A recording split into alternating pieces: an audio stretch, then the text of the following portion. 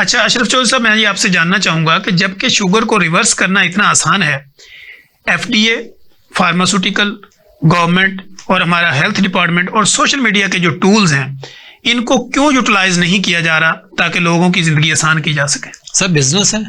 ठीक है।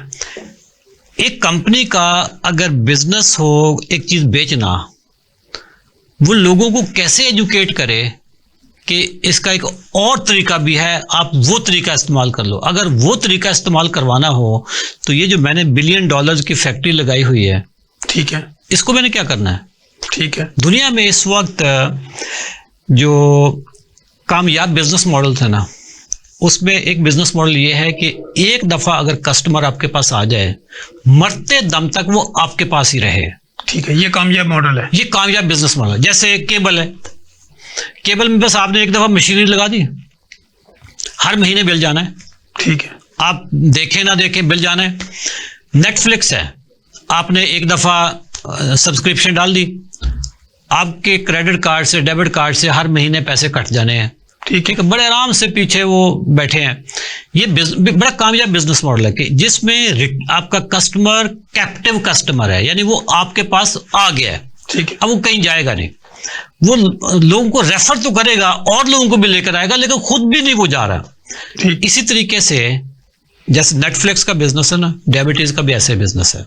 ठीक है, एक दफा आपने ग्लूकोफेज का कनेक्शन ले लिया, ठीक है, ठीक है, मरते दम तक सर आप कहीं नहीं जा रहे, और आपने लोगों को और भी लेके आना, और मुझे भी इससे फायदा है। हाँ, मुझे इससे फायदा है। तो अब ये वाला जो बिजनेस है, ये कितना प्रॉफिटेबल बिजनेस होगा कि एक बंदा मरते दम तक वो आपका रेगुलर कस्टमर है। वो रेगुलर कस्टमर है। अच्छा, मैं तो फार्मास्यूटिकल कंपनी के लिए मर गया हूं अब, क्योंकि मैं तो उसका कस्टमर ही नहीं रहा। ठीक, मुझे पेशेंट को ना उसको मारने में दिलचस्पी है, ना जिंदा रखने में दिलचस्पी है, सिर्फ अपने बिजनेस में। सिर्फ बिजनेस है कि हर महीने वो हमारी दवाइयाँ लेता रहे। अच्छा, फिर एक वक्त आता है कि दवाइयाँ मतलब उनका असर खत्म हो जाए, इनइफेक्टिव हो जाती हैं, इंसुलिन रेजिस्टेंस बढ़ती, फिर डॉक्टर्स क्या करेंगे कि इंसुलिन पे ले जाएंगे। ठीक है। अच्छा, इंसुलिन भी चल रही है, दवाइयाँ भी चल रही है। पहले एक गोली अच्छा, इंसुलिन रेजिस्टेंस हो चुकी, हाँ, अब दोबारा आपको इंसुलिन लगा दी, हाँ, तो वो मजीद इंसुलिन रेजिस्टेंस होगी। ठीक है, क्योंकि बुनियादी तौर पे इंसुलिन रेजिस्टेंस, इंसुलिन दवाइयां ने काम छोड़ा है, हाँ, तो इसका मतलब बॉडी रेजिस्ट कर रही है। अब आपने दोबारा एक और इंसुलिन देकर उसको डबल रेजिस्टेंस कर दिया। अच्छा, पहले आप 5 यूनिट से स्टार्ट करेंगे, फिर 10 यूनिट पे आ जाएगी, साल 2 साल के बाद 15 पे चल जाएगा। वो चलते चलते हमारे पास डॉक्टर साहब ऐसे पेशेंट आते हैं जो 100 यूनिट सुबह लगा रहे हैं, 100 यूनिट शाम को लगा रहे हैं, लेकिन शुगर फिर कंट्रोल, सर शुगर 400 से नीचे नहीं आ रही। और फिर इसके साथ जो मेंटल हेल्थ डिस्टर्ब होती है, sir mental health, financial health, मैं कहता हूं जिस्म का कोई ऑर्गन नहीं बचता। इंसुलिन बुनियादी तौर पे एक आप डॉक्टर साहब मुझे तस्दीक कीजिएगा, इंसुलिन तो ग्रोथ हार्मोन है ना, ऐसी, ठीक है, वो मजीद उसको ये तो मजीद बढ़ाएगा। कैंसर का अगर आपकी बॉडी में एक सेल है और इंसुलिन की ज्यादती होगी तो वो तो उसको ग्रोथ में ले जाएगा, मल्टीप्लाई करने लग जाएगा, मैग्नीफाई करने लग जाएगा। जब बॉडी में इंसुलिन बढ़ेगी, इंसुलिन रेजिस्टेंस मजीद बढ़ेगी। इंसुलिन की ज्यादती की वजह से ये फैट फॉर्मिंग हार्मोन भी है कि इससे बंदा मोटा भी होता है, स्टोरेज होना शुरू हो जाएगा। अब जब मोटापा आया तो मोटापा 20 बीमारियां और लेकर आ गया। मोटापे वाला बंदा, सर मैं एक जगह पे रिसर्च पढ़ रहा था कि मोटापे वाला कोई अपना जो ऐसे लोग जिनकी 100 साल उम्र होती है, 90 साल उम्र होती है, 85 साल 80 साल, उनमें से मोटे कोई नहीं होते। ऐसे ही मोटे तो बेचारे मरना शुरू हो जाते हैं 50-60 पे मोटे जो है ना व्हील चेयर पे आना शुरू हो जाएंगे, वो थोड़ा सा चलेंगे, बैठ जाएंगे थोड़ा सा। अच्छा, मोटापे की वजह से उनके ऑस्टियोआर्थराइटिस, ये सारी चीजें, फिर वो बेचारे कहीं बैठ नहीं सकेंगे चलते। अच्छा, अगर मोटापा आपका आ गया तो यूं समझ एक डायबिटीज आ गई, मोटापा आ गया। आपका जो ओरिजिनल क्वेश्चन था कि FDA फार्मास्यूटिकल कंपनी, सर ये बिजनेस है, ठीक है, अगर ये कंपनियां आपको ये बताना शुरू कर दें कि शुगर रिवर्सिबल है, रिवर्स की जा सकती है, सर बिजनेस खत्म होता है। अब FDA जो है, FDA बुनियादी तौर पे इसका कुछ 40% जो बजट है सर, इसका फार्मास्यूटिकल कंपनी से आता है। ठीक है। अब फार्मास्यूटिकल कंपनीज अपनी प्रोडक्ट्स को अप्रूव करवाती है, सर्विस लेती है ना उनसे कि जी आप ये हमारा फार्मूला है, हम इस पे रिसर्च किया, आप इसको अप्रूव कर दें। 40% बिजनेस इधर से आता है। जो 60% बिजनेस है डॉक्टर साहब वो आता है कांग्रेस से। ठीक है। कांग्रेस जो है वो लॉबिंग से इन्फ्लुएंस होती है। मतलब कांग्रेस जैसे मुल्कों की लॉबी होती है ना कि यार अमेरिका में हमने लॉबिंग करनी है, तो वो कहाँ पे एक लॉबिंग फर्म लेंगे। लॉबिंग फर्म क्या करेंगे कि वहां पे एक उसको अपना स्टेक बताएंगे और वो उसके ऊपर काम करेंगे, उसको पैसे भी देंगे, मतलब कांग्रेसमैन को, ताकि वो आपके वहां पे असेंबली में जाके, कांग्रेस में जाके आपके बारे में बोले ना कि पाकिस्तान अच्छा मुल्क है या बुरा मुल्क है। ठीक है, जिसने लॉबिंग की हुई है उसके बारे में वो बोल रहा होगा, उसके अच्छे अच्छे पॉइंट्स बता रहा होगा। वहां पे जो इन्फ्लुएंसर हैं उनको जाके इन्फ्लुएंस कर रहा होगा, मीडिया में जाकर आपका नैरेटिव बिल्ड कर रहा होगा। अब जो दुनिया की बड़ी बड़ी लॉबिंग फर्म्स हैं सर, वो इनके क्लाइंट्स होते हैं फार्मास्यूटिकल कंपनी के। फार्मास्यूटिकल कंपनी ने लॉबिंग फर्म हायर की, लॉबिंग फर्म ने जाके कांग्रेस को इन्फ्लुएंस किया, कांग्रेस ने आपके एफडीए को बजट देना है, उन्होंने उधर इन्फ्लुएंस किया। तो ये ऐसा एक घिन चक्कर है कि अल्टीमेटली जो पीछे बॉस बैठा है ना सर, वो फार्मास्यूटिकल कंपनीज है। ठीक, मैं पाकिस्तान की बात नहीं कर रहा, मैं तो मल्टीनेशनल, ये तो दुनिया की इतनी मल्टीनेशनल है कि इतनी बड़ी बड़ी वो कंपनीज है कि पाकिस्तान जैसे मुल्क का पूरे साल का जो जीडीपी है उनकी साल की सेल होती है, मतलब जितनी हमारे मुल्क की कीमत है उतनी उनकी एनुअल सेल होती है। ऐसे ये वो कंपनीज हैं, ये वो माफिया है, ग्लोबल माफिया है जो रिवर्सिबल शुगर रिवर्स हो जाती है, इसकी आवाज को वो आने नहीं देते। ठीक, मतलब मेन स्ट्रीम मीडिया पे क्यों नहीं टॉक होती? वो इसलिए नहीं होती कि पैसे उन्होंने देने हैं ना फार्मास्यूटिकल कंपनी ने। आज मैं अगर पाकिस्तान के मेन स्ट्रीम मीडिया में प्राइम टाइम पे आकर मैं अपना शो करना शुरू कर दूं कि शुगर रिवर्सिबल है, रिवर्स की जा सकती है, और मैं वहां पे जिक्र करूं काले पीले कोल्ड ड्रिंक्स का कि जी ये छोड़ दो, टीवी चैनल का रेवेन्यू कहां से आना है? वहीं से आएगा और वहीं से बंद कर देंगे। मेरा शो अगले दिन बंद कर देगा कि यार ये बंदे को उठाओ, कि जहां से हमारा रेवेन्यू आना है उनको कह रहे कि बंद कर दो। ठीक है, फार्मास्यूटिकल कंपनी से आना है, जो केमिकल कंपनीज है उनसे आना है, जो फूड कंपनीज है। मैं कहूंगा कि यार जो चीज भी डब्बों में आ रही है, कैचअप है मिसाल के तौर पर, सर आप घर में टमाटर की कैचअप बनाएं, लाल क्यों नहीं होती? जो डब्बे में आती है वो इतनी लाल क्यों होती है? ये कहाँ का टमाटर लेते हैं सर? टमाटर नहीं होता, उसमें रंग होता है। ऐसे ही घर में जो केचप बनती है वो मीठी क्यों नहीं होती? क्योंकि मीठा डाला नहीं होता, उधर मीठा डाला जाता है। ठीक है, अब मैं मीडिया पे आकर अगर केचप की बातें करना शुरू कर दूं कि लोगों केचप बंद कर दो, रमजान शो में मैं आकर कहना शुरू कर दूं कि यार ये जो लाल शरबत आप दिखा रहे हो इनको बंद कर दो, इसमें हाई फ्रक्टोज कॉर्न सिरप होता है, इससे आपका फैटी लिवर बढ़ता है, इससे आपका यूरिक एसिड बढ़ता है।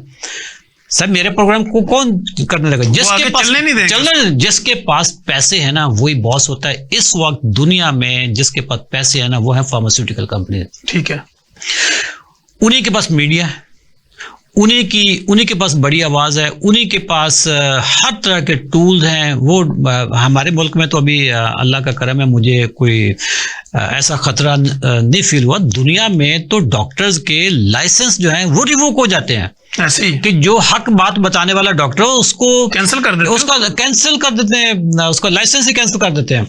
आपने डॉक्टर साहब एक मूवी है पैच एडम्स, इंडिया के मूवी बनी ना मुन्ना भाई एमबीबीएस, ये मुन्ना भाई एमबीबीएस ना उस पैच एडम मूवी की कॉपी है। ठीक है, असल मूवी वो पैच एडम थी जिसमें रॉबिन विलियम एक मेडिकल का स्टूडेंट होता है।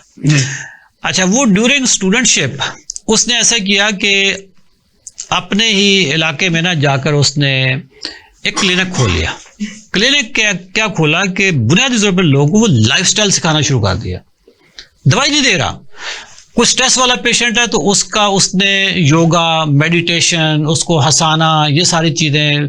लोग तो बेचारे आजकल डिप्रेशन इसलिए होते हैं उनके साथ कोई बात करने वाला नहीं होता, वो इतनी आइसोलेशन में होते हैं।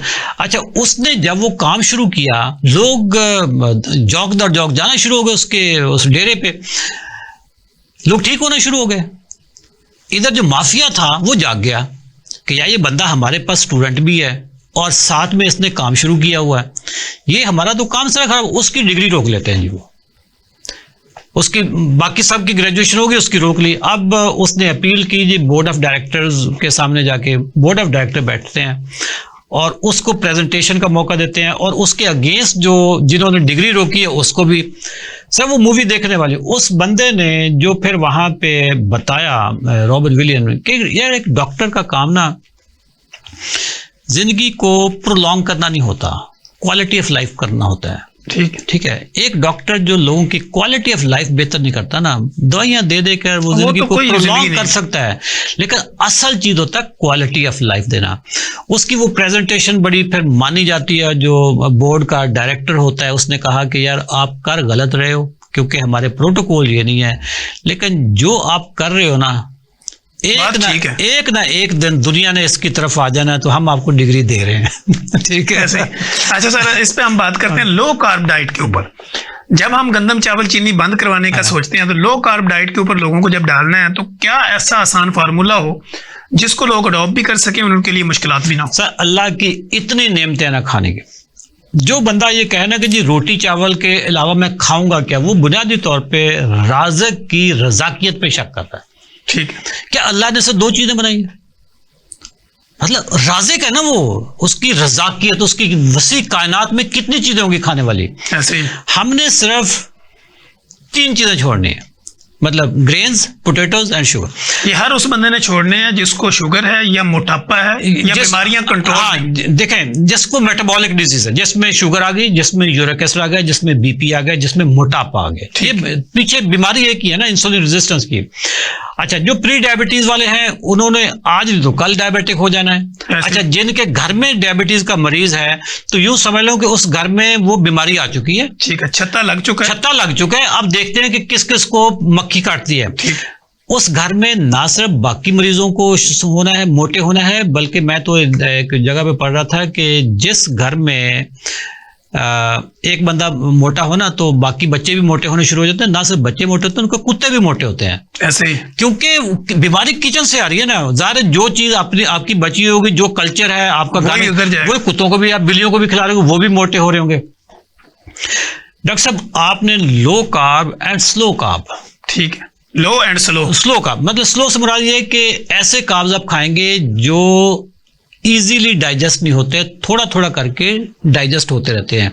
जैसे वो मेडिकल में एक्सटेंडेड रिलीज वाला फार्मूला होता है ना, कि ये दवाई 24 घंटे तक चलती रहती है, तो इस तरीके से कुछ XR कार्ब्स भी हैं कि जो एक्सटेंडेड रिलीज है। जैसे मतलब वेजिटेबल्स हैं सर, वेजिटेबल्स आप लो कार्ब भी है, स्लो कार्ब भी है। इधर से आप रोटी खाएं, शुगर रॉकेट की तरह जाएगी। आप वेजिटेबल खा लें आलू के अलावा, आपकी शुगर भी कंट्रोल रहेगी और बाकी सारे मसले में।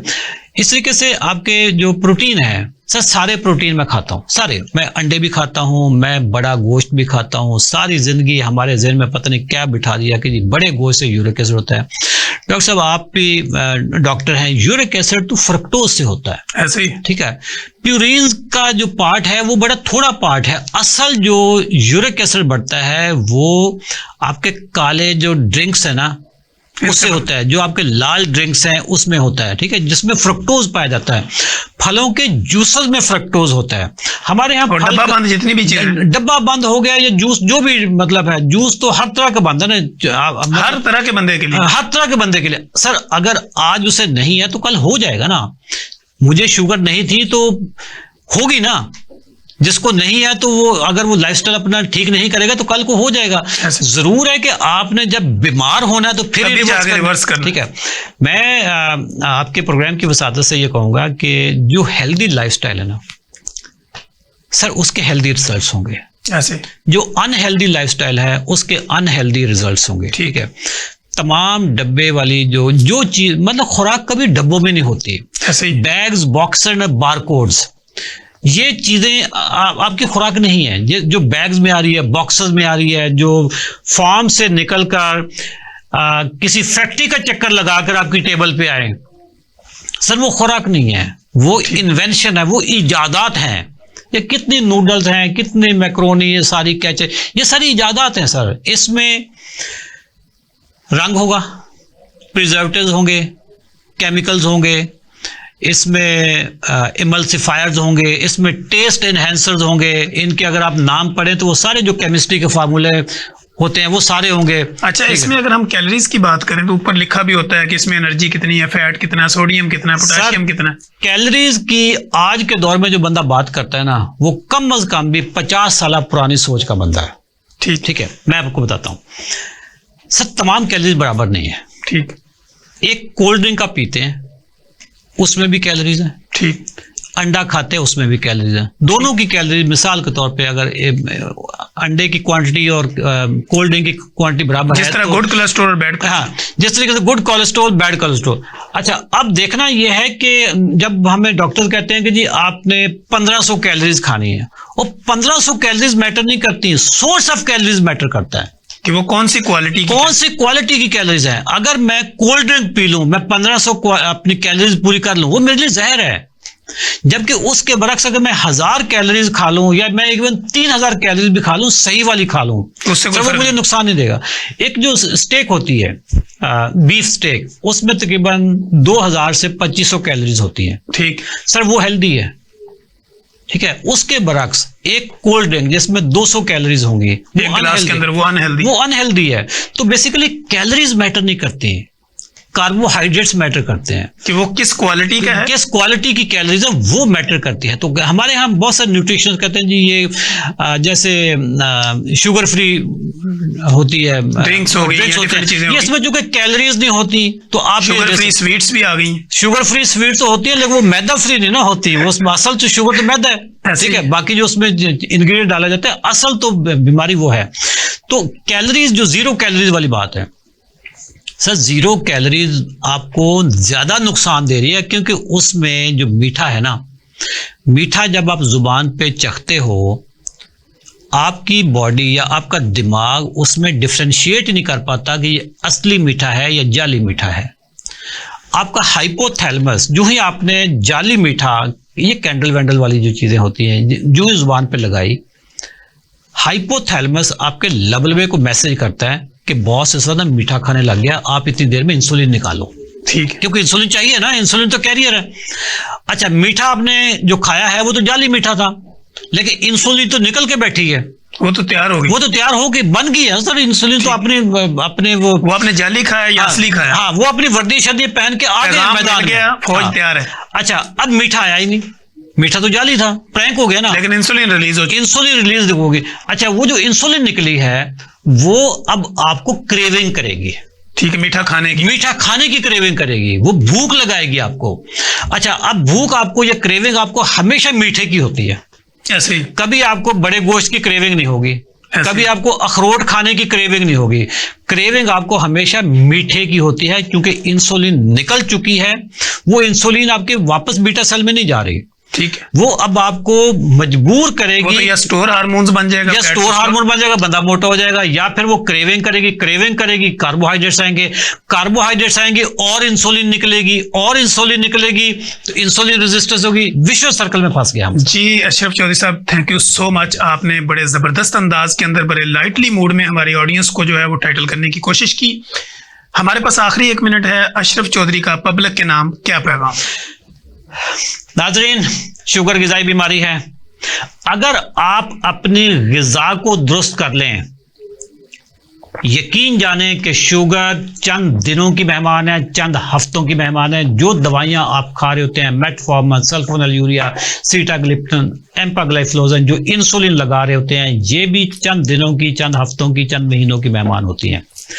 असल चीज है कि जो रूट कॉज है वो अगर आप एड्रेस कर लें, उसको जाके आप पकड़ लें, नरगट से पकड़ लें उसकी रूट कॉज को, तो दवाइयां तो चंद दिनों की, चंद हफ्ते, मैंने तो 3 दिनों में दवाइयां छोड़ी थी। जब मैं इंसुलिन की बात करता हूं ना, कि आपकी इंसुलिन भी छूट जाती है, तो उसमें सिर्फ टाइप 2 की इंसुलिन छूटती है। ये कोई गलत फहमी में ना रहे। जो टाइप 1 के लोग होते हैं वो बहुत स्पेशल, अल्लाह की मखलूक है कोई, ठीक है। वो 5% लोग होते हैं दुनिया में जिनको टाइप 1 होती है, और होती भी नॉर्मली वो बचपन में है।